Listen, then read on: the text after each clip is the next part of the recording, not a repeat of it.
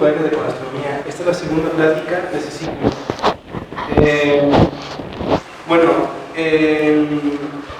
La semblanza es doctor Vladimir Ávila Riz. Él realizó estudios de licenciatura y maestría en la Universidad Estatal de San Petersburgo, en Rusia, donde obtuvo un diploma con mención honorífica. Realizó el doctorado en el Instituto de Astronomía de la UNAM, recibiendo por esta medida a Alfonso Caso. Realizó una estancia postdoctoral en la Universidad Estatal de Nuevo México en 1999. Se incorporó al Instituto de Astronomía de la UNAM, donde es actualmente investigador titular tipo B, definitivo y jefe del Departamento de Astronomía Extragaláctica y Cosmología. Sus principales contribuciones científicas han sido en la formación y evolución de galaxias en el contexto cosmológico, los problemas de la materia y energías oscuras aparentes componentes invisibles del cosmos. Es miembro del Sistema Nacional de Investigadores, de la Unión Astronómica Internacional y de la Academia Mexicana de Ciencias. Un cálido aplauso, por favor. Gracias. Muchas gracias. Bueno, está un poco desactualizado ese currículum, seguro lo sacaron de la página, ¿no? Que está hace como 8 años atrás. Pero bueno, bueno, es un gusto que haya gente que pues tenga este interés por la ciencia en general y en particular por esta rama, esta disciplina que es la astrofísica, y en particular por la cuestión de la evolución en el universo, la evolución de las galaxias, que como vamos a ver, son el puente de conexión entre el universo muy temprano y el universo actual que vemos. Bueno, ¿qué es básicamente la cosmología? Que es la ciencia que estudia el origen y la evolución del universo como un todo, estudia su dinámica y la evolución de las estructuras de gran escala que hay en el mismo. Ustedes se preguntarán qué es el universo. Es una definición un poco ambigua, un poco quizás abstracta, casi rayando en lo filosófico, pero nosotros vamos a entender por universo a un sistema físico que contiene la totalidad del espacio-tiempo, de la materia, de la energía y del impulso. O sea, la realidad física más completa, más grande que tenemos, y la cual además cambia con el tiempo, evoluciona. Entonces la cosmología se dedica a estudiar ese sistema físico. Al final de cuentas vamos a partir de la premisa de que es un sistema físico y por ende se puede estudiar con la ciencia. ¿No? No con la religión o con la filosofía, sino a través del método científico. Pero las principales bases de la cosmología, como vamos a ver un poquito ahora, es la teoría más aceptada para describir la naturaleza de la gravedad. Seguramente ustedes saben que esa teoría actualmente es la teoría general de la relatividad, la teoría de la relatividad general. ¿Y por qué la gravedad es tan importante para entender el universo, su evolución? Porque es básicamente, digamos, entre comillas, la fuerza más importante, más dominante, la que pone orden a escalas cósmicas. Por eso necesitamos tener una teoría de la gravedad que nos la da la relatividad general. También, para entender la cosmología, pues necesitamos la astrofísica y las observaciones astronómicas, que es el elemento principal a través del cual nosotros podemos saber acerca del universo, de lo que está más allá de nuestro planeta. Y bueno, vamos a ver además que aquí en la astrofísica se conjunta el macro y el microcosmos, porque para entender los objetos más grandes en escala que hay en el universo, también hay que entender la física que tiene que ver con el mundo atómico, subatómico y el mundo de las altas energías. Y por eso es que es importante también, como base de la cosmología actual, contar con un modelo del micromundo, un modelo de partículas y campos que nos lo da la teoría actual que tenemos, el modelo estándar, así llamado modelo estándar. Pero bueno, hablando entonces del aspecto de la gravedad, remitámonos al universo de Einstein, donde el espacio, el tiempo y la materia-energía son un continuo.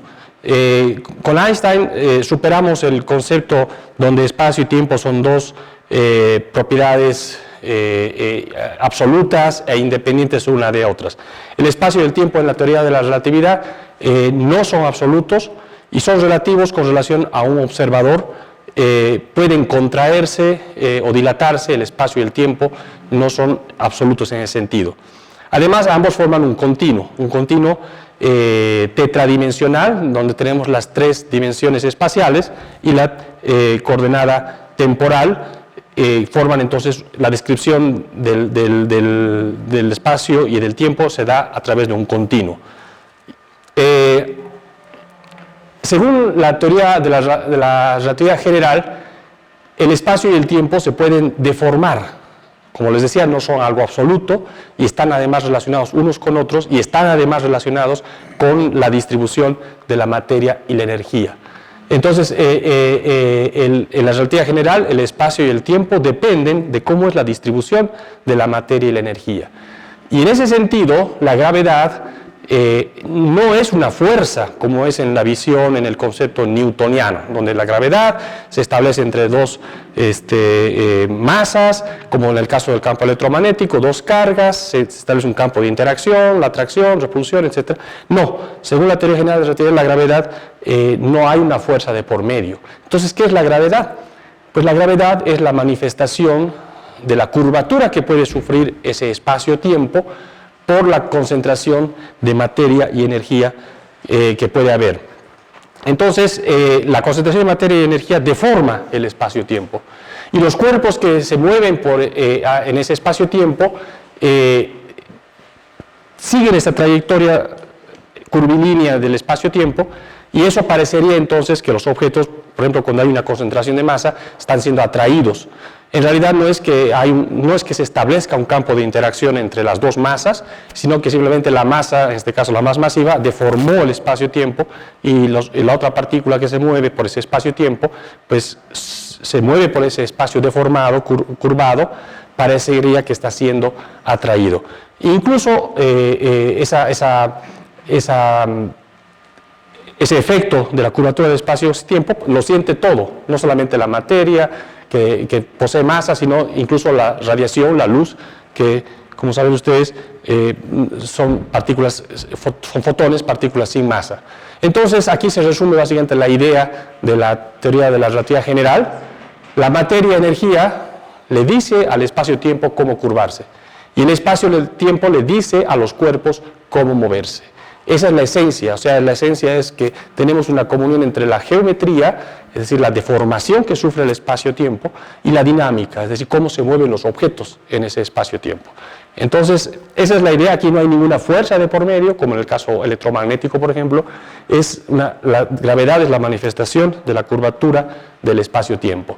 Bueno, Einstein en 1915 introdujo esta teoría de una manera genial, y inmediatamente, 1 año o 2 años después, la aplicó a un sistema físico llamado universo. Vaya atrevimiento. En esas épocas, incluso al día de hoy, hablar del universo, como les decía, puede implicar hablar de temas tan abstractos, filosóficos o incluso religiosos.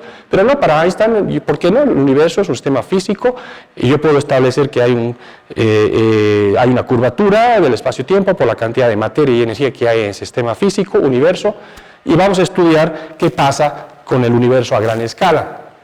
Entonces, a nivel del universo como un todo, la densidad de materia y energía obviamente va a afectar la curvatura del espacio-tiempo, la geometría que tiene el espacio-tiempo. Y esta va a determinar, por ende, cómo se comporta la dinámica del universo, cómo es el movimiento a gran escala en el universo.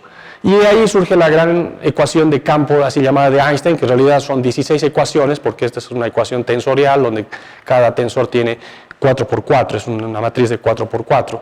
Pero bueno, más allá de no entrar en detalles, simplemente, ¿qué tienen en esta ecuación? En la parte izquierda tienen una matemática muy complicada, que básicamente describe cómo se curva el espacio-tiempo. Tienen los tensores de Riemann, de Ricci, etc. El escalar de Ricci. Entonces, lo que básicamente describe esta parte es la deformación que sufre su espacio-tiempo. Y eso está relacionado con la parte derecha, que ¿qué nos describe esta parte derecha? Este es el famoso tensor de energía-momento. Esto simplemente nos está diciendo cómo es la distribución de la materia y energía. Entonces, ahí está la conexión. Distribución de materia y energía nos dice cómo está curvado, cómo es la geometría del espacio-tiempo. Y esta es una ecuación que, si ustedes, vamos a ver, es una ecuación básicamente de segundo grado para la coordenada espacial, para un factor de escala que es una coordenada espacial al final de cuentas, y es una ecuación donde tenemos hasta una segunda derivada temporal, es decir, tenemos la aceleración. Y si ustedes la van integrando, pues pueden sacar cómo se comporta la velocidad con el tiempo, y si la integran otra vez pueden saber cómo se comporta la distancia, la coordenada espacial con el tiempo. Es decir, aquí está resumida la ecuación que nos dice cómo se comporta las distancias a gran escala en el universo. Veamos algunas palabras sobre el aspecto de la parte geométrica. Para describir el espacio-tiempo, que es un espacio-tiempo cuatridimensional, como hemos dicho, hay que definir una métrica en cuatro coordenadas, 3 espaciales más una temporal. ¿Qué significa definir una métrica? Pues significa definir un elemento de distancia. ¿Cómo medimos las distancias en esa geometría de 4 dimensiones? Para hacer eso, el mismo Einstein y todos los que luego hicieron trabajos en cosmología, hicieron una suposición clave en la cosmología. Por eso se llama el principio cosmológico. Que básicamente nos dice que supone que el espacio es homogéneo e isótropo. Es decir, que no hay direcciones privilegiadas, no hay puntos privilegiados. El espacio, hablando aquí del espacio tridimensional, es totalmente homogéneo e isótropo. En cualquier punto tiene las mismas propiedades geométricas que en cualquier otro punto. Esto se puede entender como una generalización del principio copernicano. Saben ustedes, Copérnico, que fue el que se atrevió a cambiar la teoría geocéntrica por la heliocéntrica. La Tierra no es el centro del universo. La Tierra es un planeta que está girando alrededor del Sol. Y bueno, la generalización de eso es que no hay en el universo ni nuestro punto, ni ningún otro punto que tenga propiedades peculiares con relación a las demás. El universo es homogéneo e isótropo, o más bien el espacio es homogéneo e isótropo, por lo menos a grandes escalas al día de hoy, y en el pasado se entiende que a todas las escalas.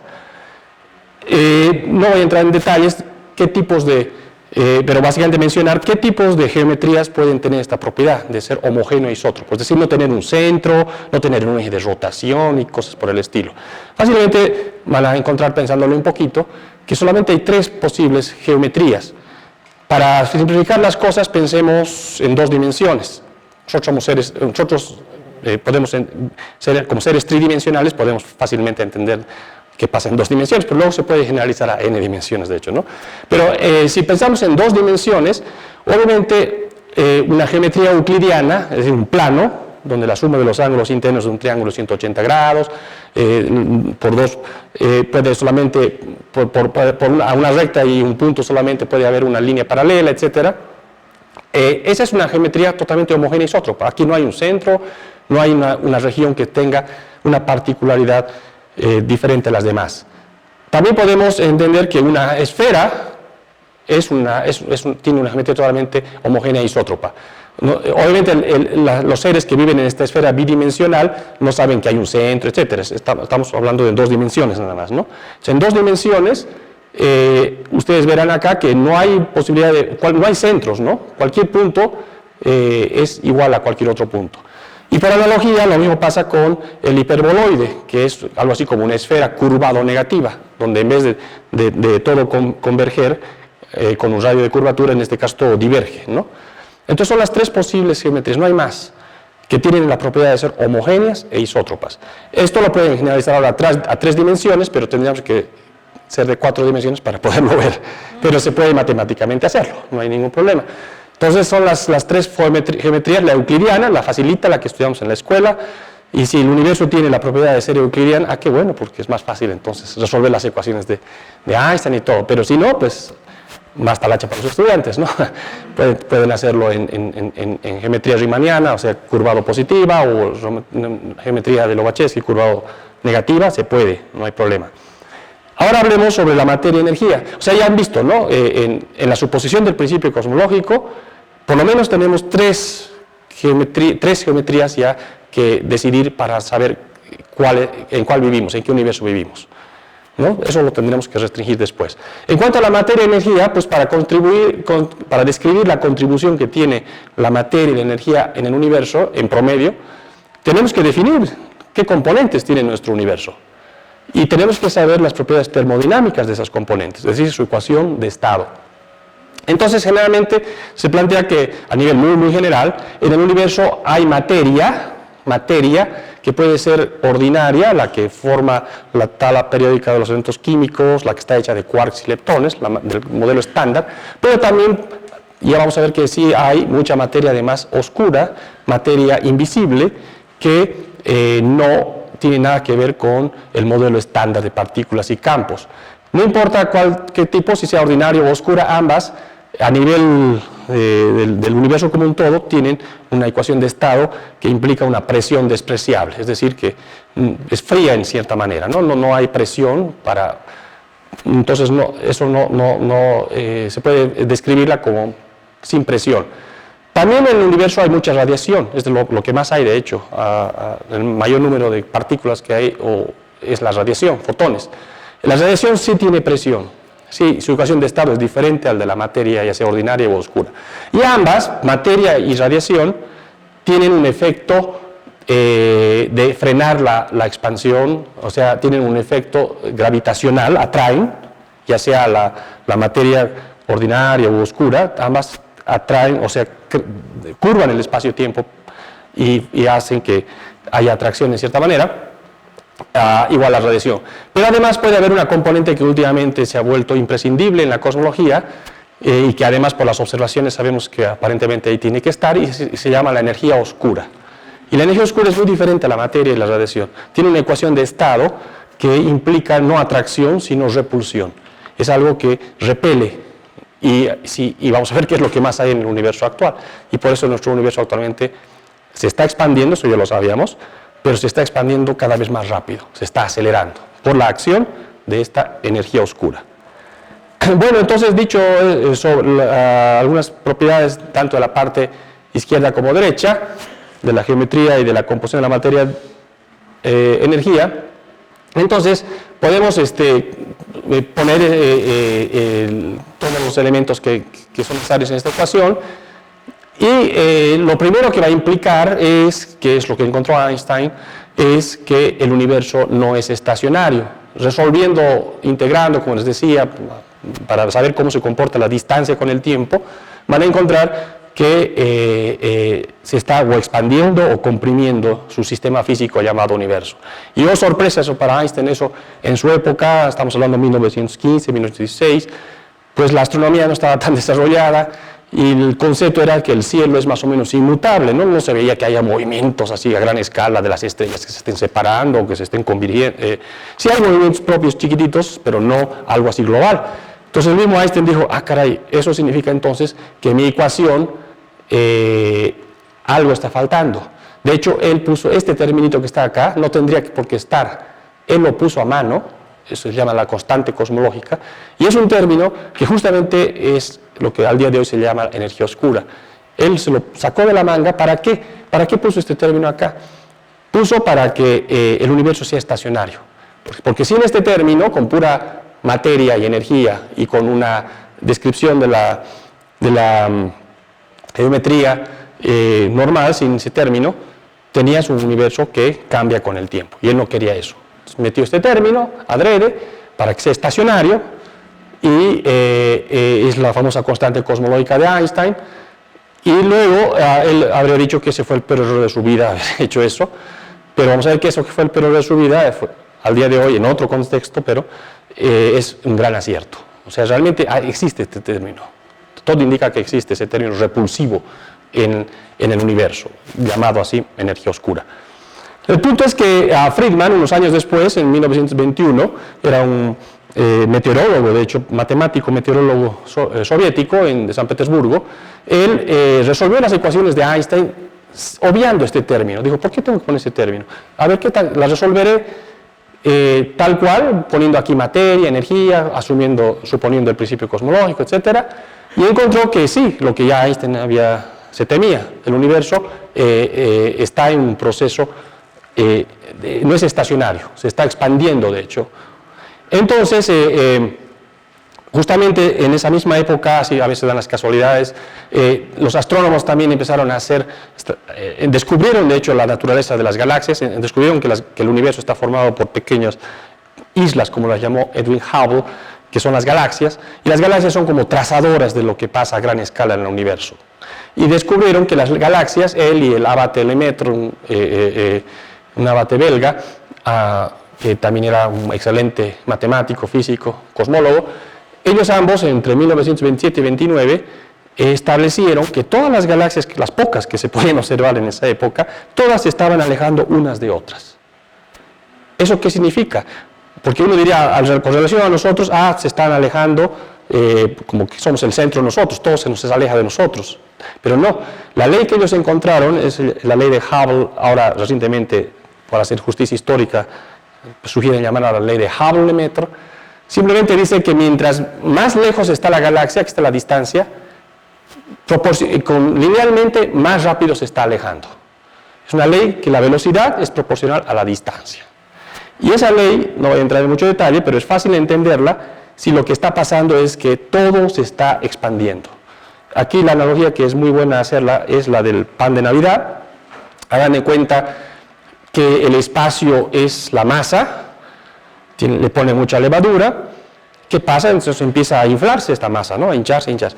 Tienen pasas ahí, que vamos a hacer cuenta que son las galaxias, y lo que ustedes van a ver es que si toman una galaxia, una pasa, como punto de referencia, van a ver que a medida que se expande con el tiempo toda esta masa, la galaxia que está a una distancia dada, la que está 2 veces, 3 veces, se va a ir alejando con una velocidad proporcional a su distancia. Y eso lo va a ver no solamente estas. Ahora se paran acá, o se paran aquí, o se paran en esta, en la que se paren, van a ver que todas las galaxias se van alejando con una velocidad proporcional a su distancia, directamente proporcional a su distancia. Y no es porque las galaxias estén volando, es porque es toda esa masa la que se está inflando en las 3 dimensiones de manera igual, uniforme. Entonces lo que ellos descubrieron es que el universo está en expansión uniforme. Si sería mal panadero, a lo mejor hizo que le puso más levadura acá, ¿qué pasaría? Entonces aquí se inflaría más, aquí quizás menos, y veríamos ya cosas irregulares y ya no recuperaríamos la ley de Hubble. La pasa que está por acá se estaría separando más rápido que el resto y ni de lejos se cumpliría la ley de Hubble. Pero en el caso en que todas se alejan con la velocidad proporcional a la distancia, eso implica que es toda la masa la que se está expandiendo uniformemente. Entonces, básicamente, del concepto de la gravedad, la ecuación de campo de Einstein, cuando resolvemos esa ecuación, en realidad se convierte nada más no son 16, sino se convierten en 2. Afortunadamente en 2, donde aquí tenemos este factor A, ese es el famoso factor de escala, es un factor que nos mide las distancias. Ven ustedes, aquí hay segunda derivada temporal, es la aceleración. Esto nos dice que la aceleración es igual a una parte, toda esta parte que es negativa, es decir, es igual a una aceleración negativa que está producida por la densidad de materia, de radiación, por la presión de la radiación, y eso hace que la aceleración, entonces, si es negativa, significa que se tiene que contraer. Y hay una parte acá que es la que metió Einstein, perdón, no es que se tiene que contraer, sino que se tiene que frenar. Puede estar en expansión, pero la aceleración, si es negativa, se tiene que estar frenando, ¿no? Pero el término que puso Einstein contrarresta y es una especie de aceleración repulsiva, ¿sí? La integral de esta nos va a dar la velocidad, la A punto, que normalizada a la misma A, el famoso parámetro de Hubble se llama ¿no? Y esta ecuación es nada más que la energía cinética es igual a menos la energía potencial más la energía total, es decir, nos da una conservación de energía. Entonces, en la solución de estas ecuaciones, lo que nos muestran es los famosos casos, ¿no? Si tenemos acá este factor de escala, que es la A, es nada más una distancia que definimos arbitrariamente, ¿cómo se comporta esa distancia con el tiempo? Es el tiempo. Entonces tenemos los casos donde esa distancia puede siempre estar creciendo, se está expandiendo, eso significa, pero llega un momento que puede haber un máximo y luego recolapsarse. O puede haber un caso donde se va expandiendo con el tiempo cada vez más lento y con tiempo infinito se frena por completo, pero no se expande, no se contrae, ¿no? Entonces, y vamos a ver que hay un caso donde se está frenando y luego se acelera. De hecho, lo podemos ver mejor con esta interpretación.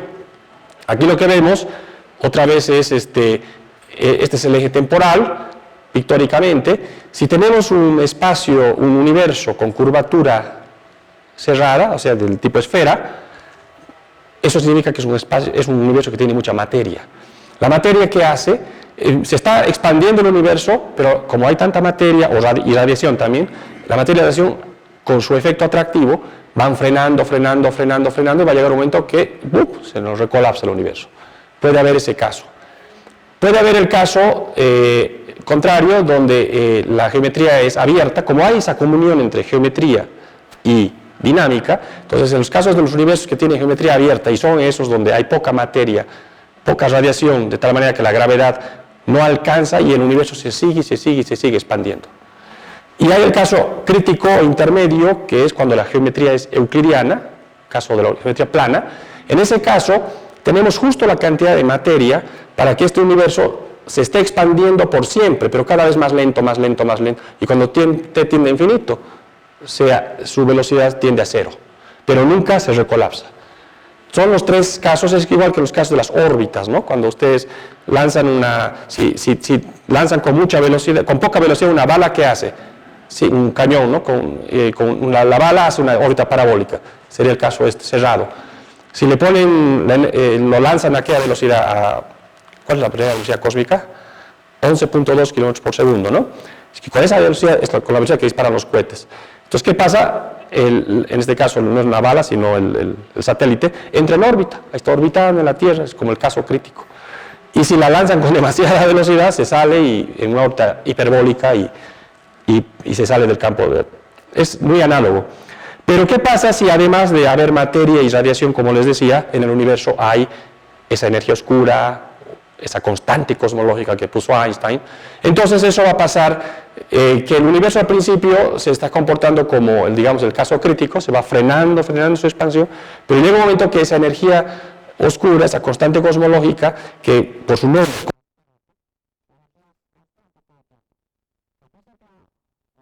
la materia y la radiación es altísima, la domina por completo, cuando el universo es muy denso. En estas fases al principio todo está bien apretado, es muy denso la materia y la energía. Pero a medida que el volumen crece por la expansión, la densidad de la materia y la energía, como se conserva la materia y la energía, la radiación, la densidad decrece, mientras que la densidad de esa cosa llamada constante cosmológica es constante.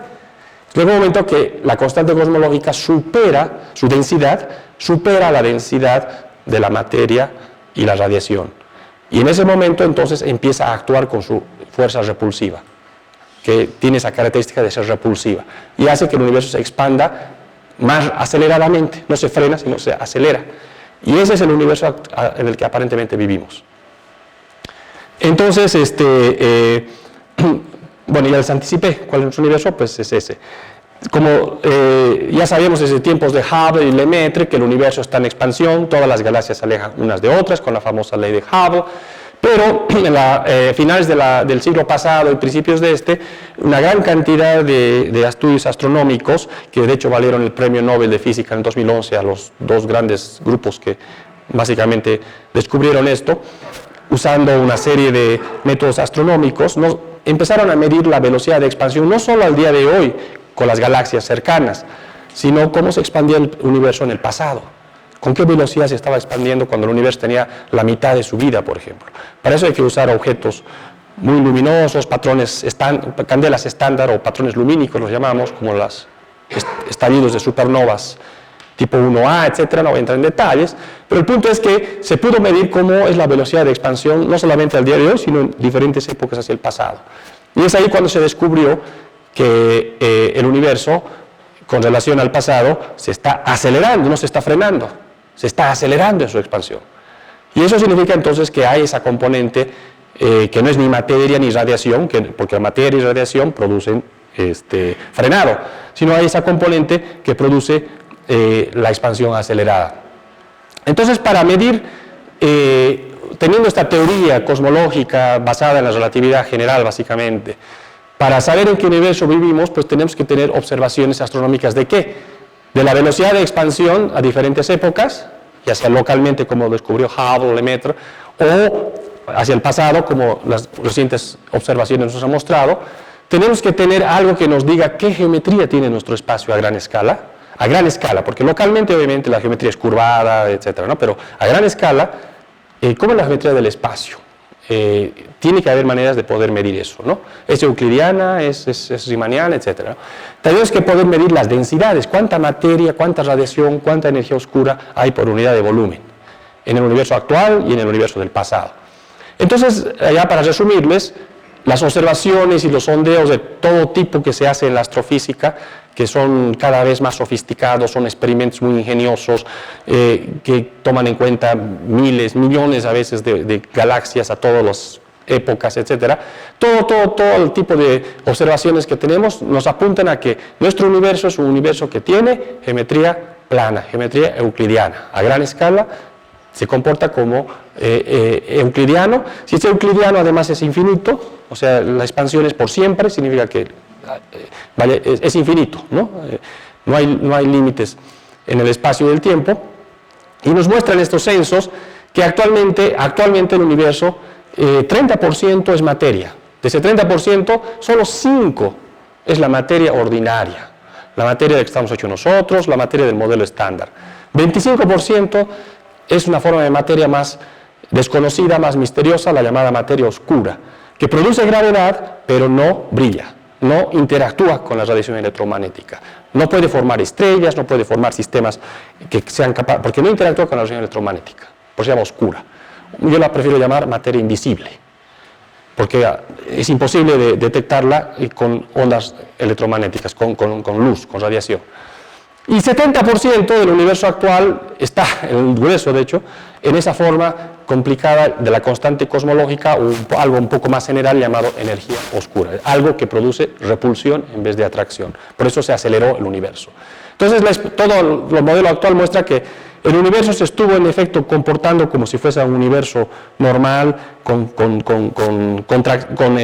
frenado en su expansión, hasta hace más o menos 6.000 millones de años. El universo actualmente tiene 13.800 millones de años. O sea que un poquito más de la mitad de su vida se la pasó expandiéndose y frenándose porque dominaba la materia y la radiación. Pero, como les decía, esa energía oscura o constante cosmológica, a medida que el universo se expande, su densidad no cambia, es la misma. Entonces, hagan de cuenta que tienen una densidad acá todo el tiempo la misma, mientras que la densidad de la materia y la radiación van decreciendo, inversamente proporcional al volumen. Si el volumen crece, la densidad, la cantidad de materia por unidad de volumen, pues decrece, ¿no? En el momento que esto va decreciendo, la energía de la constante cosmológica es constante, hay un momento que esto cae por debajo y ahora domina, es más densa, hay más contribución de esa constante cosmológica. Ya empieza a hacer de las suyas y su acción como es repulsiva hace que se empiece a acelerar la expansión del universo, un poco como se muestra en este dibujo, ¿no? Es una especie de resorte ahí que en épocas muy tempranas de por mucho no, es muy débil porque domina la densidad de la materia, de la radiación, pero ya cuando llegamos a épocas más tempranas ese resorte empieza a ser el principal actor de la dinámica del universo y empieza a acelerar su expansión. Y bueno, así para resumir, en el universo tenemos esta extraña, misteriosa composición. Solo 5%, 4.7 para ser más precisos, es la materia ordinaria. 25% es esa materia oscura, que sí es atractiva, sí forma estructuras, etc. Y el 70% es esa energía oscura que es repulsiva. Y obviamente no forma estructuras. Einstein se estaría riendo porque, bueno, él justamente propuso esta cosa, la constante cosmológica, aunque luego dijo que fue el peor de su vida, pero bueno. Entonces, más del 95% de las componentes del universo son en realidad invisibles. No sabemos muy bien qué son la materia oscura y la energía oscura, y son uno de los grandes retos de la ciencia actual, de la física, de la astrofísica modernas.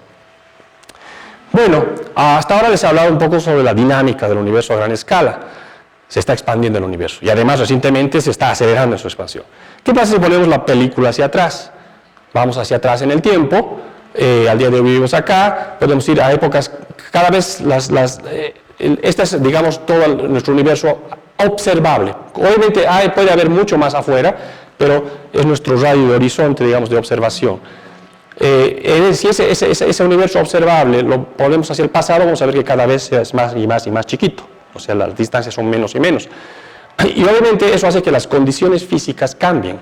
De hecho, vamos a ver que hay épocas cuando no existían ni galaxias ni estrellas y ni siquiera existían los átomos, porque era tan densa la radiación, era tan enérgica, que no dejaba formarse a los átomos de hidrógeno, que son los más abundantes, los más sencillos, ¿no? Todo el tiempo la radiación estaba golpeando el electroncito, lo estaba expulsando del átomo, un proceso que se llama ionización, y no se puede formar el átomo de hidrógeno, ¿no? Estas épocas. Y desde esas épocas proviene el fósil más antiguo que tenemos del universo actualmente observado, que es la radiación cósmica de fondo. O sea, épocas anteriores era tan caliente la radiación que no dejaba formarse a los átomos de hidrógeno y de helio, que son los únicos que existían en el universo en esta época.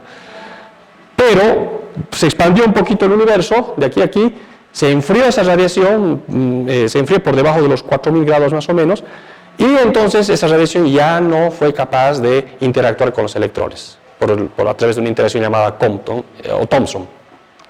Entonces, a partir de ese momento, esos electrones, esos fotones, viajan libremente, ya no interactúan con la materia ordinaria, con los electrones en particular. Y a partir de ese momento, esa radiación está viajando. Al día de hoy, a medida que se expande el universo, se va enfriando. Al día de hoy, esa radiación tiene 2.7 grados Kelvin, o sea, menos 271 punto y pico grados centígrados. O sea, es casi el cero absoluto. Bueno, no es el cero absoluto, pero es muy fría. Se enfrió muchísimo esa radiación, pero está por todos lados. Es una radiación que proviene de esta época temprana, baña uniformemente al universo y nos trae información valiosísima de cómo era el universo en esta época cuando esto ocurrió. Y esta época, ¿saben qué edad tuvo? Apenas 380.000 años. Si al día de hoy tenemos 13.800 millones de años, aquí obviamente esta escala no está correcta, en esa época apenas el universo tenía 380.000 años. Era nada con relación a 13.800 millones, ¿no?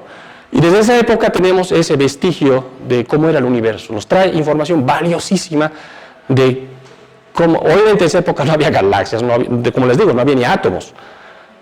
Pero es la última, digamos, atmósfera cósmica que nos trae información en forma de fotones de cómo era el universo de la gran explosión, porque esto se llama la fase del universo caliente o mal llamada de la gran explosión. ¿Y qué hubo antes? Pues antes hubo épocas cuando ni siquiera podían existir los núcleos atómicos. O sea, los neutrones y los protones todo el tiempo se estaban convirtiendo unos en otros porque era tan caliente, se llama sopa cosmológica esta fase, todo está a temperaturas millones, cientos, miles, decenas de miles de millones de grados, y no se podían formar ni siquiera los núcleos atómicos. Y hubo épocas cuando ni siquiera existían las partículas en estado libre, o sea, existían los quarks y los leptones, que son las partículas fundamentales, y épocas todavía donde ni siquiera existían las partículas. En fin, vamos hacia atrás en esa película, vamos a ver algunas fases nada más rápidamente importantes de estas épocas. Entonces, primero que nada les dije que el universo evoluciona, si vamos hacia atrás todo es más compacto, las propiedades de la materia son totalmente diferentes al día de hoy, y bueno, a ese modelo se le puso el nombre del modelo de la gran explosión, de Big Bang, que es un nombre totalmente equivocado, porque nunca hubo una explosión.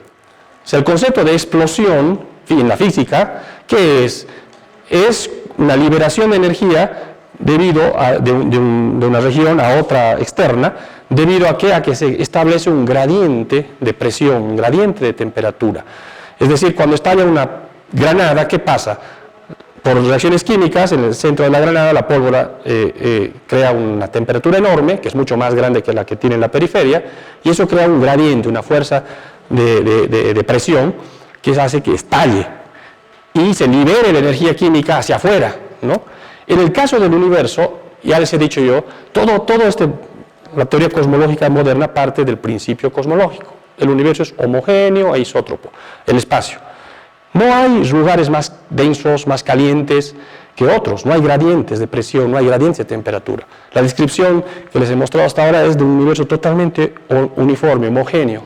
No hay regiones que puedan propiciar una explosión como tal.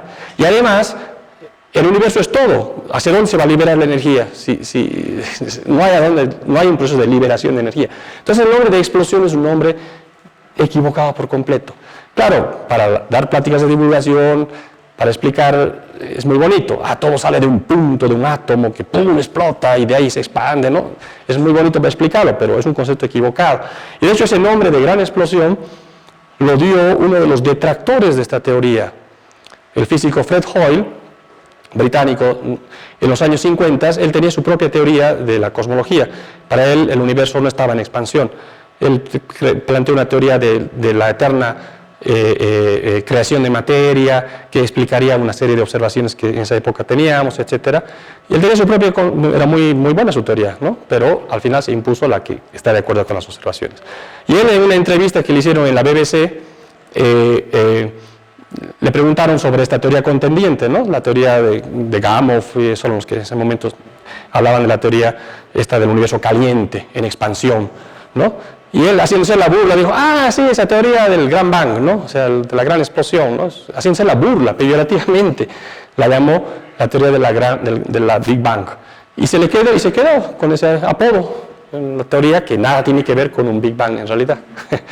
Así como cuando se queda de apodo un niño, y luego de grande uno dice, ¿por qué lo apodan así? Pues cuando era niño tenía a lo mejor alguna cosa que le asociaban a eso, pero ya luego se quedó con el apodo y ni modo. Y entonces se llama la teoría del Big Bang, pero nunca hubo un Big Bang. Lo que sí hubo es un proceso constante de cambio de las propiedades físicas. ¿Por qué? Por la expansión. La expansión hace que cada vez sea menos la densidad de materia, de energía, de radiación, se hace más frío todo, y eso va cambiando las propiedades de la materia y de la energía.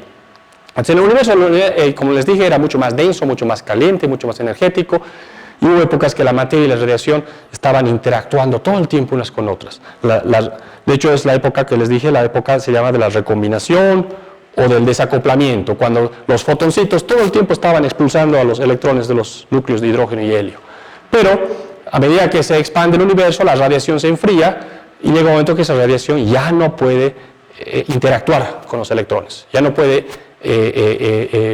evitar que se formen los átomos de hidrógeno y de helio. Y a partir de ese momento esa radiación está viajando libremente, como les dije, y es una de las predicciones que hacía este modelo del Big Bang.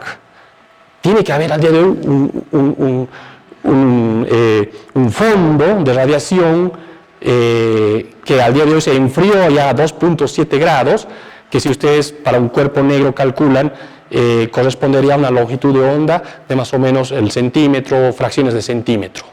O sea, tendríamos que detectarlos en ondas, en microondas, que es el centímetro o fracciones de centímetro. Y justamente en 1965 estos dos radioastrónomos, que en realidad trabajaban en ese momento en una compañía telefónica, la Bell Company, Telephone Bell Company, estaban haciendo experimentos con su antena para medir la ionización de la atmósfera y cosas por el estilo. Y de repente recibían una señal, hay un ruido todo el tiempo, donde apuntaban su antena, era un ruido constante, y esta justamente estaba en el centímetro, ¿no? Capturaba ondas de radio alrededor del centímetro. Y no sabían qué era, calibraron 1000 veces su aparato, hasta pensaban que podía ser excremento de paloma, que puede emitir un poquito en esa longitud de onda, limpiaron bien todo, y nada, ahí estaba, donde apuntaban su telescopio, un ruido, ahí venía una radiación más o menos en 2 centímetros, y igualita, donde lo observaban en el cielo, venía esa radiación. Esa era la radiación cósmica de fondo, la descubrieron.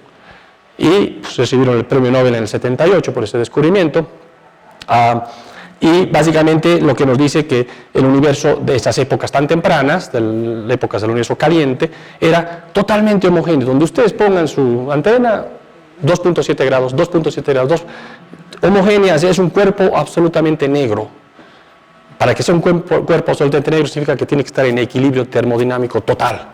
Todo era un horno en equilibrio termodinámico perfecto, prácticamente, el universo temprano. Uniforme, no había. Pero si fuese totalmente al 100% uniforme, entonces no estaríamos aquí hablando en estos momentos.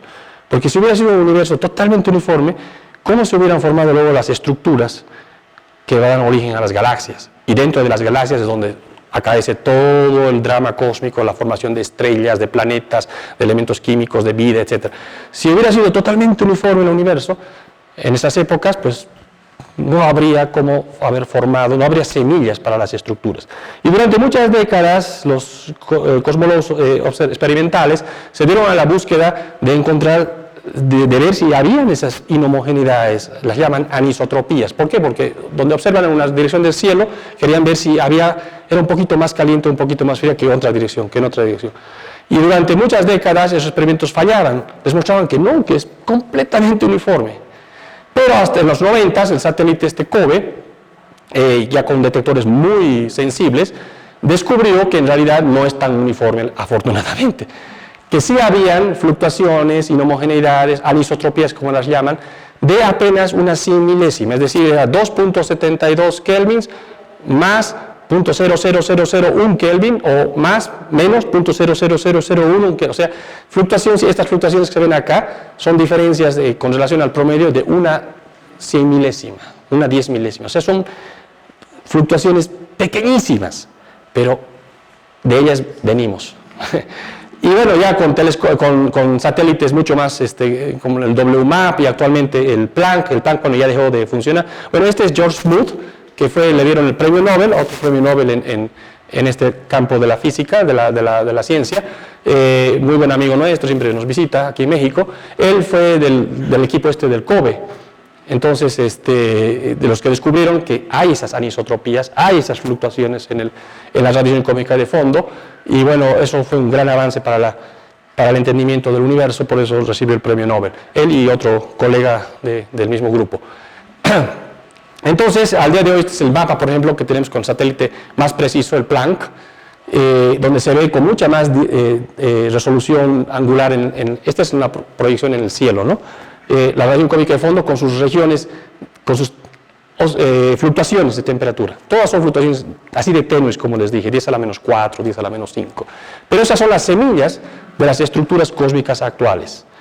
Y bueno, ya un poco si se quedaron picados, ¿qué pasó antes de eso? Antes de los 380.000 años. Vamos más atrás.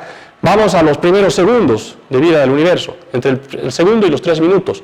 En esa época es cuando se forman los núcleos, básicamente núcleo de hidrógeno y de helio, y un poquito de litio, beril, los núcleos más ligeros. En esas épocas, antes de eso, ¿qué pasaba? Antes de eso no se podían ni siquiera formar los núcleos de hidrógeno y helio. Porque los protones y los neutrones todo el tiempo eran tan calientes que se transformaban unos en otros a través de la reacción beta y beta inversa, no sé si la conoces, una reacción con neutrinos, ¿no? Tiene que ver con neutrinos.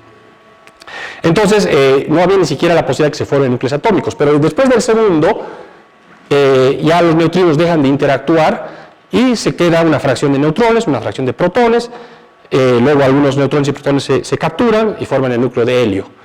Y en esa época es que tenemos que 74% más o menos bueno, 75 en ese momento era hidrógeno y 25 era helio. Pero al día de hoy, solamente en las estrellas, ahora en las estrellas se ha formado una mayor cantidad de elementos químicos, un poco más de helio y más elementos químicos más pesados que el helio, ¿no?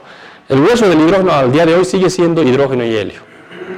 Y eso lo estableció esta época del segundo de vida del universo.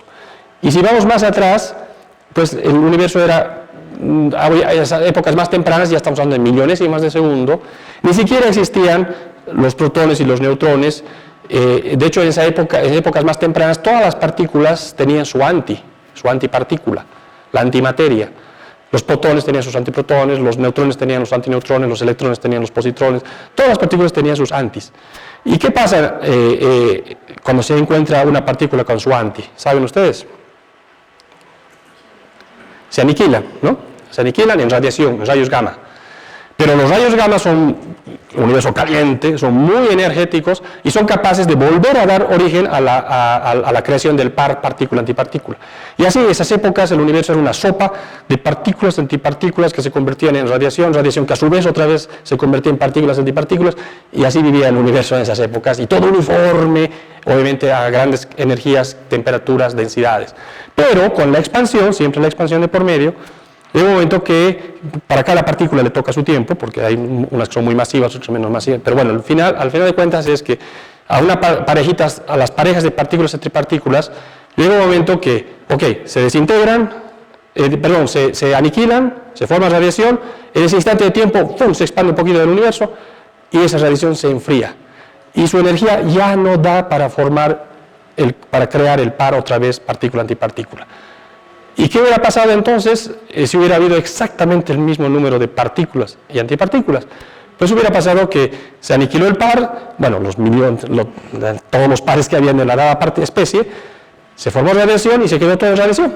Se enfrió y a la radiación ya no pudo volver a dar origen a las parejitas y todo hubiera sido radiación. Afortunadamente, de cada 1000 millones de parejas había una soltera, una que no tiene su anti.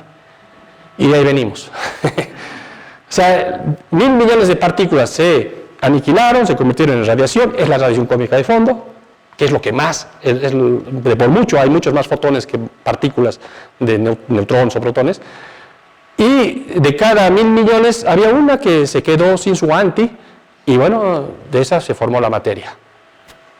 Entonces eso se llama la asimetría bariónica, que es todavía un proceso no muy bien entendido, que se da a millonésimas de segundo de vida del universo, y bueno, mucho más antes que hubo, ya se me está acabando el tiempo, entonces, pues más antes, cuando entramos a regímenes de energías, por ejemplo, aquí estamos poniendo en temperatura del universo al día de hoy, del orden de 3 Kelvin, aquí 10 a la 13 Kelvin. Esta época, ¿qué pasa? 10 a la 15 Kelvin, eso es más o menos con 10 a la menos 12 segundos de vida del universo. Tiene esa temperatura la sopa cosmológica, 10 a la 12, a la 15 grados Kelvin. En esa época, a esas energías, ustedes saben que hay 4 campos de interacción fundamentales en la naturaleza, ¿no? La fuerza fuerte, que es la de mayor amplitud, la electromagnética, la débil y la gravedad. Son los 4 campos fundamentales de interacción, donde este último ni siquiera es un campo de interacción, hemos dicho que es la manifestación de la curvatura del espacio-tiempo, ¿no? Pero bueno, el punto es que en estas altas energías, este campo fuerte con el electromagnético se unifica. Hay toda una teoría muy elegante que también mereció un premio Nobel, la unificación del campo electromagnético, y se crea el campo electrodébil, así se llama. Es un campo único que se da a esas altas energías. Y si vamos más atrás al tiempo, 10 a la 27 Kelvin, cuando el universo tenía 10 a la menos 35 segundos, se propone que se da la gran unificación. Se unifica el campo electrodébil con este fuerte. Y ahí entramos en una fase bastante interesante que básicamente tiene como partículas ya unificadas a los famosos bosones X e Y, y uno diría, ¿qué pasa si vamos todavía a épocas más tempranas? Ahí se podrá dar la unificación ahora de estas 3 fuerzas con la gravedad. Ese es el famoso sueño de Einstein, crear la teoría de la superunificación, que implica tener una teoría de gravedad cuántica, o sea, donde ya la gravedad es tan fuerte. Uy, eso fue el mío. Ya me está avisando. Fue la gravedad cuántica o sea, la gravedad es tan fuerte en esas épocas que interactúa a escalas microscópicas. O sea, a escalas microscópicas la gravedad nadie se le ocurre en sus tareas, yo supongo nunca han puesto la masa de las partículas cuando están resolviendo un problema de electromagnetismo o de fuerzas nucleares, ¿no? O sea, no pinta para nada la gravedad, ¿no? Porque es muy débil. Pero en estas épocas tempranas la gravedad se vuelve tan importante como las otras fuerzas. Es tan comprimido todo. Entonces, pero no tenemos hasta ahora una teoría aceptada de superunificación. La teoría de cuerdas y hay otras propuestas que intentan, pero todavía son muy especulativas. Entonces, tendríamos que tener, lo que sí, tenemos esta teoría de gran unificación, que aparentemente sí es correcta. ¿Y qué pasa en esas épocas cuando se unifican estos campos y estas altas energías? Entramos en un estado que es aparentemente el estado que nos interesa más ahorita, es el estado, digamos, casi inicial del universo, 10 a la menos 35 segundos, que es el vacío cuántico. En esa época, las partículas, o sea, desaparece el concepto de partículas y campos reales y entramos en un proceso netamente cuántico. O sea, lo que en esa época aparentemente existía es un campo súper fundamental que se llama el vacío cuántico. Y el vacío no es la nada en la física. El vacío es el estado de mínima energía donde tenemos partículas virtuales que aparecen y desaparecen. No se está violando ningún principio de conservación de energía, porque así como aparecen en cuantos de energía en tiempo delta t, en un siguiente tiempo delta t desaparecen. Ese es por el principio de incertidumbre de Heisenberg, que dice que no puede haber en un intervalo de, no puede haber un cuanto que sea cero, ¿no? Entonces, el principio de Heisenberg es el que establece que existe el vacío cuántico en esas épocas, y ese vacío cuántico es un objeto total. De hecho, el vacío ya se ha demostrado que existe, el efecto Casimir lo ha demostrado. El vacío cuántico de esas épocas, pues esperamos que sí haya existido, porque entonces lo que pasa es que en esa etapa tan temprana del universo, el estado de la materia y la energía era ese, el vacío cuántico. Y el vacío, como y al ser cuántico, como todo, son probabilidades, son fluctuaciones cuánticas. O sea, en esa época era una especie de ebullir de cuantos de energías que aparecían y desaparecían, virtuales, y el vacío cuántico tiene una propiedad muy importante, que es repulsivo. Tiene esa propiedad de, en vez de atraer, repeler. Y si todo el universo en esa época era vacío cuántico, fluctuaciones de vacío, el punto es que además, como todo lo que es probabilístico o fluctuante, ese vacío cuántico se puede desintegrar muy rápido. Y los cálculos muestran que entre 10 a la menos 35 y 10 a la menos 33 segundos, que es un tiempo increíblemente pequeño, el vacío cuántico se desintegra. ¿Qué significa que se desintegra? Sufre unos procesos que hacen que se conviertan en, deje de ser ese estado fundamental, se desintegra en varios campos y se crean las partículas y campos, los quarks, los leptones, con el campo fuerte y el campo electrodébil. Se entra en un nuevo estado de orden, una transición se llama, una transición como ocurre con el líquido, ¿no? El agua, cuando está en estado sólido pasa a estado líquido o a vapor, hay una transición de fase, entonces el vacío cuántico se desintegra y mientras se está desintegrando esa energía repulsiva que tiene está haciendo que el universo se infle desenfrenadamente. Por eso se llama esa época la época de la inflación. En la época de la inflación, entonces, todo lo que estaba, digamos, metido en el tamaño de un electrón, de repente ¡buc!, se infla trillones de veces y se convierte en una pelota de tenis, en una pelota de fútbol, por ejemplo, ¿no? Todo lo que era un electroncito, todo se expande enormemente y además esas fluctuaciones que estaban describiendo el vacío cuántico se convierten ahora en fluctuaciones al espacio-tiempo, a la métrica del espacio-tiempo. Y esas fluctuaciones, conjugaciones del espacio-tiempo, luego se van a convertir en fluctuaciones de densidad, en fluctuaciones reales de densidad, que luego son las que vamos a ver en la radiación cósmica de fondo, impresas como fluctuaciones de temperatura, porque en ese momento la materia y la radiación estaban acopladas, y si había regiones más calientes, significa que eran menos densas, más frías, un poco más densas, ¿no? Entonces, haciendo el cuento lo más corto posible, lo que tenemos es de que esa fase temprana de la superunificación, de la gran unificación, del vacío cuántico, nos genera las perturbaciones de densidad, que son las semillas que luego van a formar las galaxias, y nos muestra esa hermosa unidad entre micro y macrocosmos, como de algo microscópico que es cuántico pasamos a algo macroscópico que es la formación de las estructuras del universo. Y en ese sentido somos producto de las fluctuaciones cuánticas. Y bueno, no voy a entrar ya se me acabó el tiempo. Luego hay qué pasó antes, ya entramos en fases donde el mismo concepto de espacio y tiempo pierden su sentido, ahí entra el concepto de universos paralelos, que se llama el multiverso. Y bueno, esta teoría de la gran explosión, la parte más clásica, es una teoría totalmente ya demostrada, así como la Tierra gira en torno al Sol, todas las evidencias muestran de que la teoría de la explosión es correcta.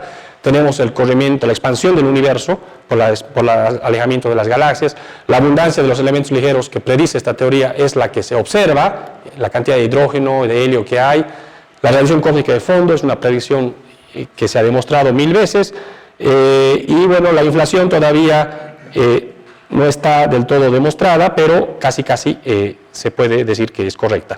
Entonces el punto es cómo del universo caliente uniforme pasamos a este universo frío y de galaxias y en expansión. Y bueno, no voy a tener tiempo, nada más sepan ustedes, las galaxias son las estructuras cósmicas más grandes, donde viven cientos, miles de millones de estrellas, todas evolucionando. Ahí es donde se forman los elementos químicos. Las galaxias las hay de muchos tipos, las galaxias elípticas, las galaxias espirales, pero déjenme nada más ir a, esto es de otra conferencia, y es justamente en el estudio de las galaxias que se descubre que las galaxias son, aquí vamos a irnos hasta acá, son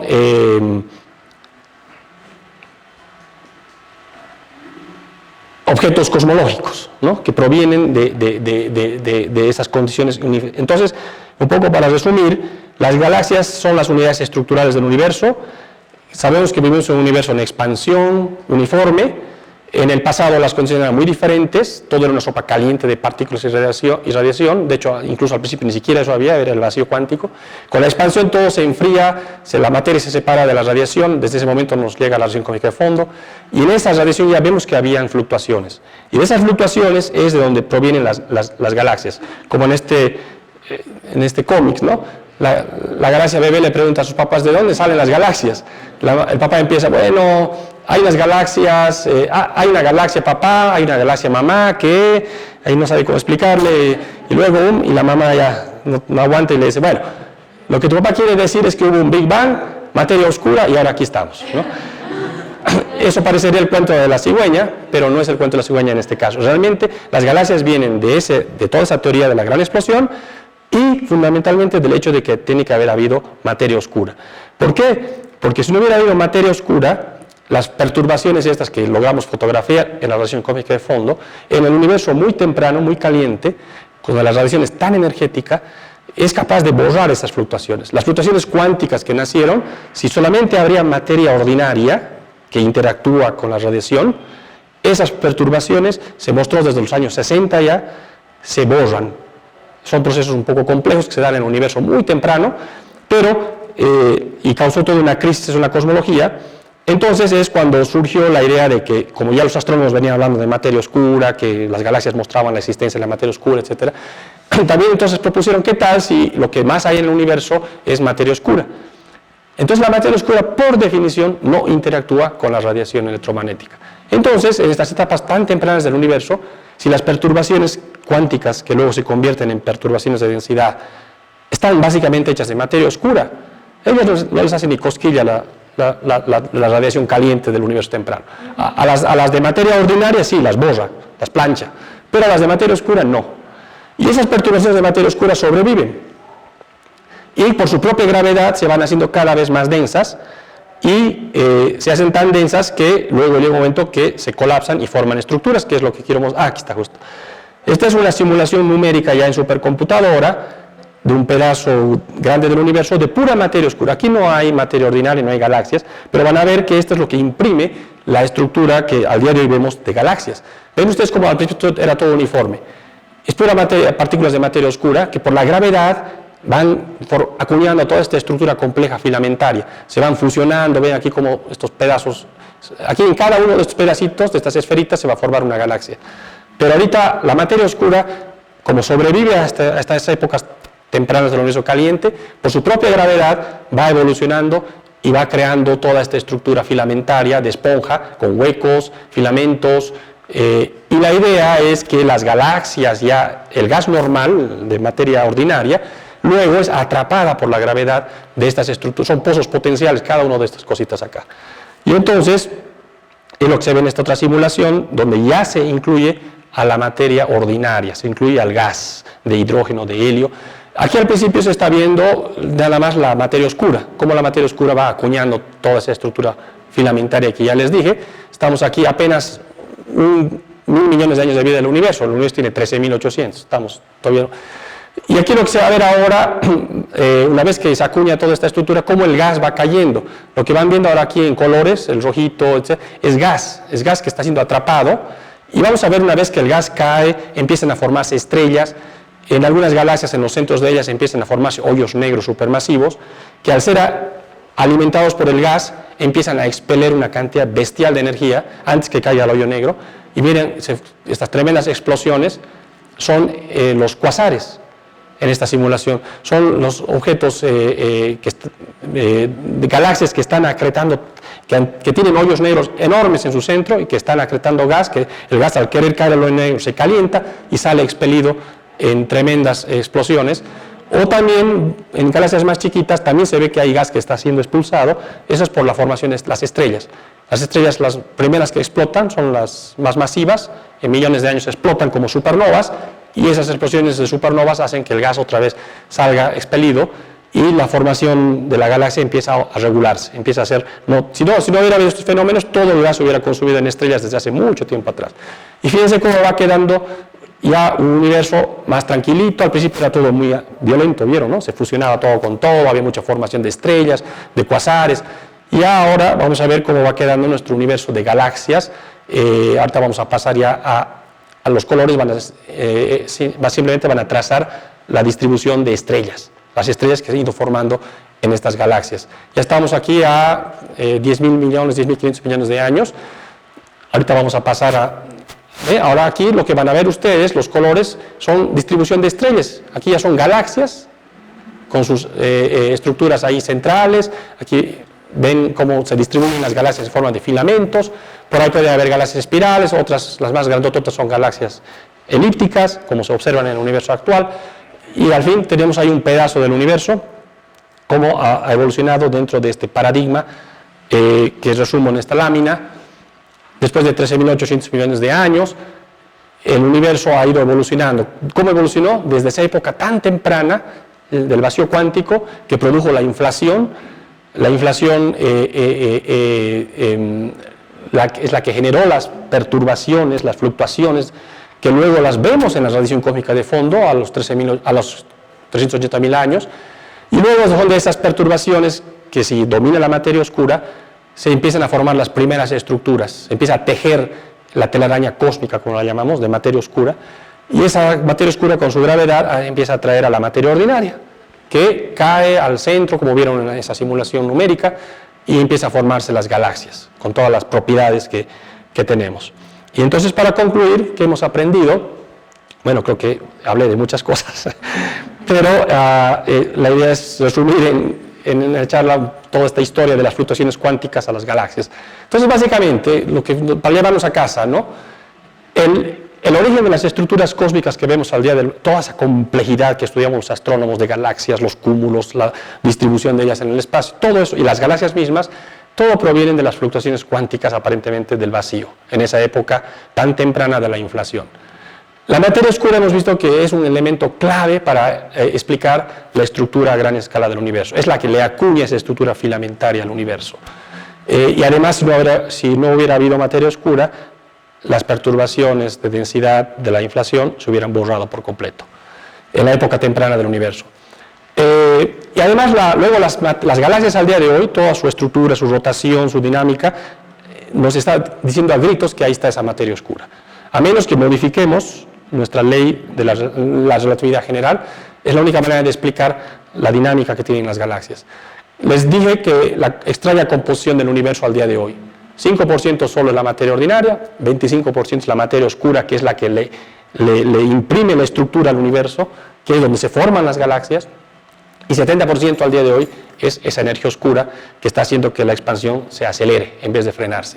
Entonces, los retos más importantes que nos quedan ahorita en física y astronomía, de entre los más importantes, está resolver el misterio de la materia y de la energía oscura. Ese 95% invisibles, para los cuales hay obviamente una enorme cantidad de propuestas, pero hasta ahora nada todavía consolidado. Pero en eso estamos, tratando de entender este eslabón importantísimo del universo, y que jugó un papel obviamente fundamental para llevarnos al universo actual en el que vivimos.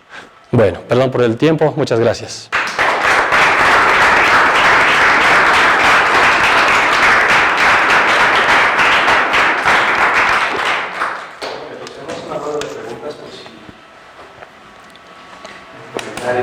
Sí. Cuando estaba hablando sobre la constante cosmológica, dijo que Einstein la añadió para que sus ecuaciones funcionaran en un universo estacionario.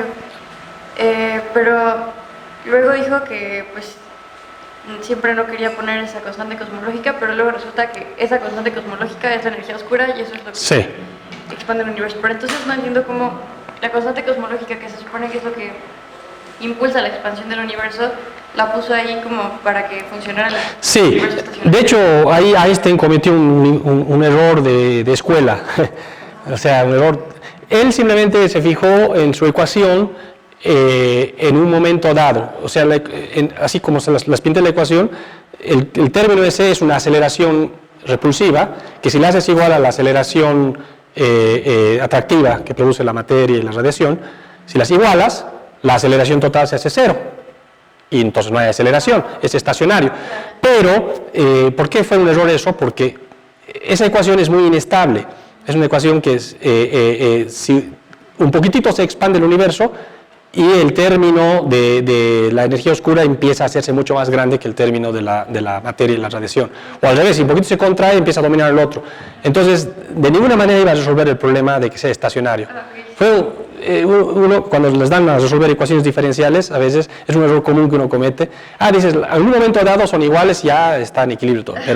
Pero una mínima perturbación te dispara para un lado y para otro, y es lo que Einstein no se fijó, por eso fue el precio subir. Pero, curiosamente, ese término que él, por error, se inventó, y lo puso con es un tensor y todo tiene sus propiedades, ese término, tal cual como él lo introdujo, describe muy bien lo que al día de hoy las observaciones muestran. O sea, ese término en realidad no va a ser estacionario el universo, como bien lo notaste.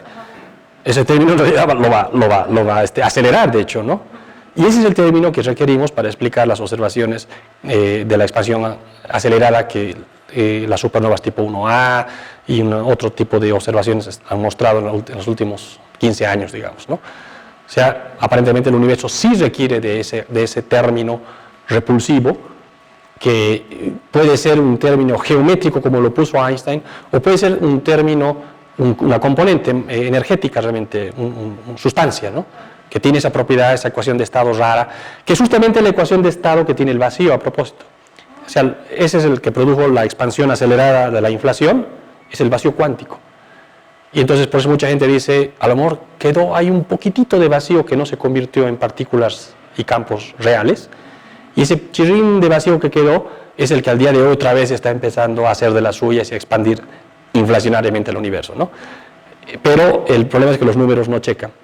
Ese chirrín que quedó tendría que ser un fine-tuning 10 a la 120 veces más chiquito que lo que es materia y energía. Y en la física no nos gustan los ajustes finos. ¿Por qué ese número tan chiquito? 10 a la menos 120. O sea, ese remanente de vacío tiene que haber sido 10 a la 120 veces más chiquitito que la densidad de las partículas y radiación. Y eso realmente es un ajuste casi divino, ¿no? Entonces, por eso es que no convence mucho ahorita la explicación de que la energía oscura, esta que está acelerando el universo, sea una remanente del vacío cuántico de la inflación, ¿no? Y no sabemos qué es la energía oscura. Es uno de los grandes retos.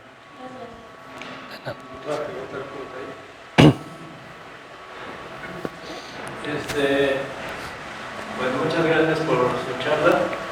Sé que llegué un poco tarde, pero escuché y me pareció muy interesante. Y mi pregunta es en base a ese momento en que las fuerzas están como acopladas, o sea que hay un momento en que la nuclear fuerte, la nuclear débil, electromagnetismo y gravedad están acopladas. O sea, confiando en eso, ¿qué nos haría saber que una fuerza así, si se le puede llamar así, se está manifestando?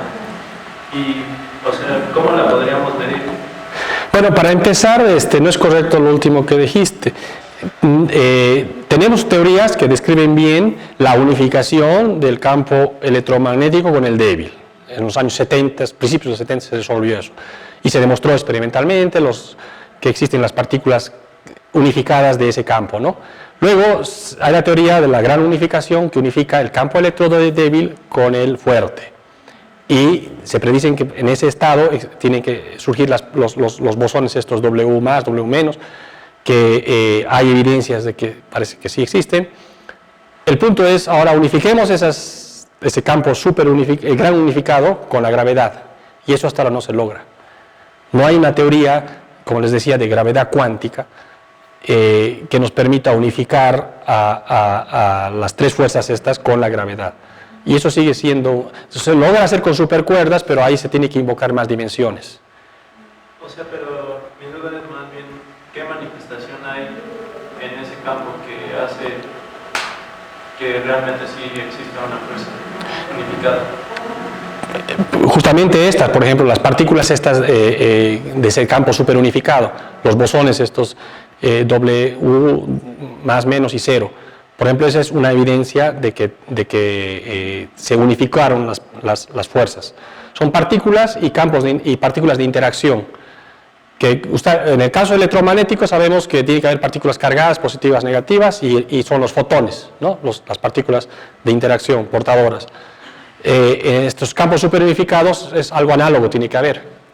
Son las partículas más fundamentales y sus partículas de interacción, que son estos bosones pesados que se han descubierto en aceleradores. O sea, duran muy poco, ¿no? Tienes que llegar a esas altas energías para ver que está tu teoría funcionando, y lo han demostrado cuando han visto algunas de las predicciones que hace esa teoría, por ejemplo, la aparición de estas partículas, de estos bosones.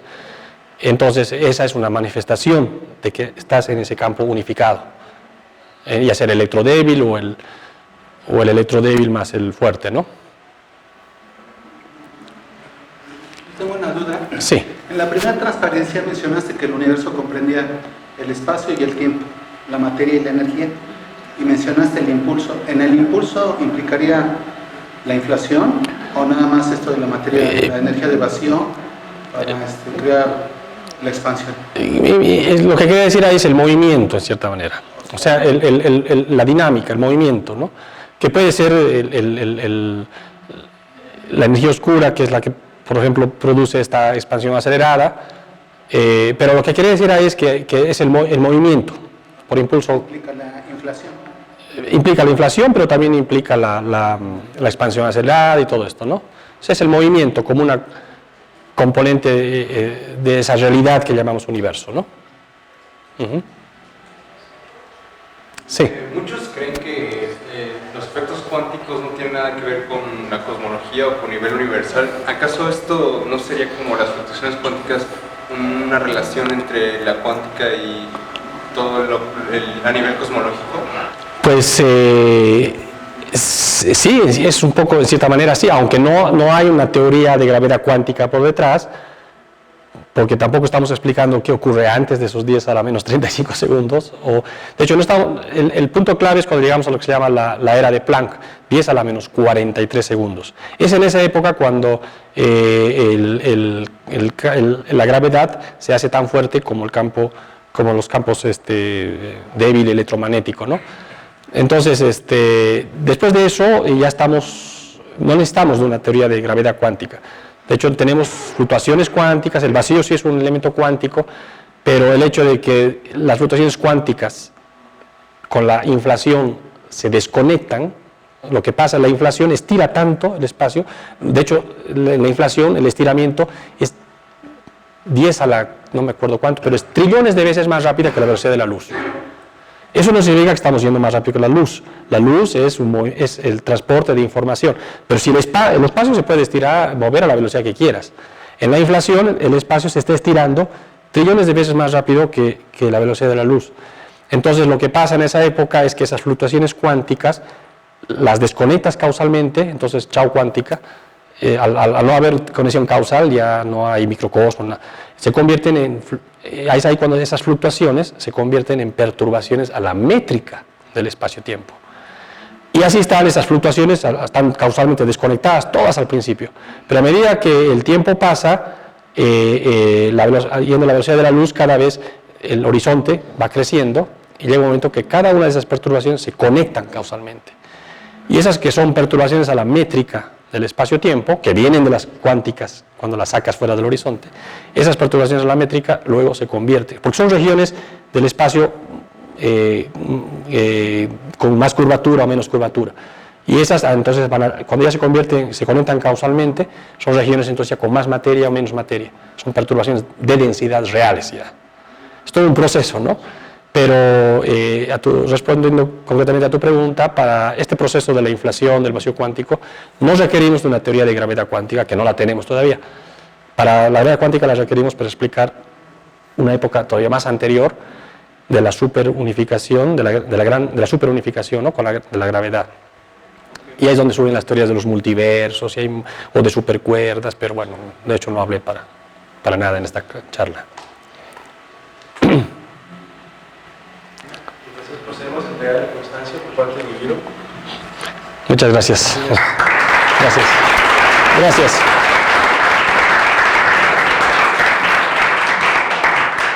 Como parte del ciclo de conferencias, la próxima semana se dará una conferencia de equinoccio de primavera. Gracias.